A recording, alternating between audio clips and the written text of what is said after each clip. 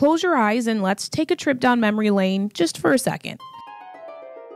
It's 9 a.m., you're about 12, and the first bell rings at school. What happens? You stand up, your right hand goes over your heart, and you recite the Pledge of Allegiance. So put your hands over your hearts. I pledge allegiance. I pledge allegiance. To the band. To the band. The history of why we recite the pledge in schools, and especially the history of those who did not, is extensive. So we'll start from the beginning. History.com says in 1892, Baptist minister Francis Bellamy was asked to update the 1885 version of the pledge. It was to celebrate the 400-year anniversary of Christopher Columbus finding the New World. Bellamy published it in a magazine called The Youth's Companion. It said, "I pledge allegiance to my flag and the republic for which it stands, one nation, indivisible, with liberty and justice for all." Schools adopted Bellamy's version in the late 19th and 20th centuries. 1954 is where we find the version closest to the one we know today.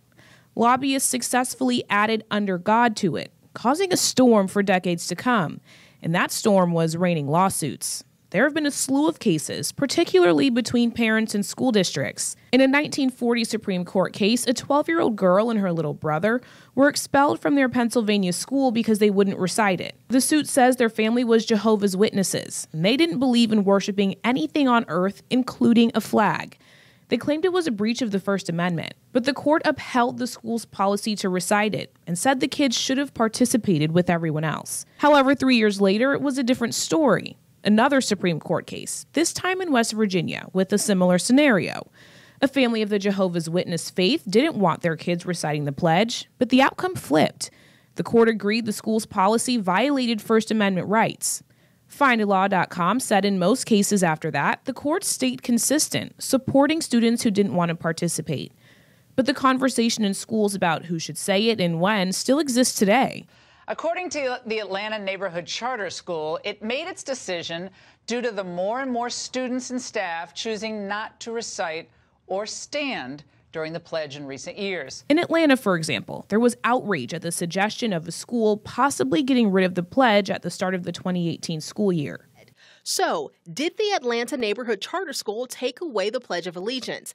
We can verify this is false. It turns out the district said it was just getting rid of a school-wide pledge, leaving it to teachers in the classroom.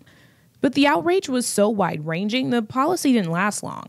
And in Florida, a young boy was reprimanded by his teacher for kneeling during the pledge.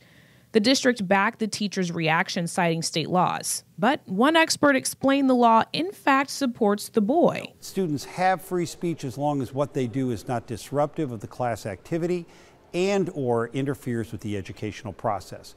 The student kneeling during the Pledge of Allegiance did not do either of those things. Florida isn't the only state with laws addressing the pledge in schools. Find a Law says about 20 states require students to recite it.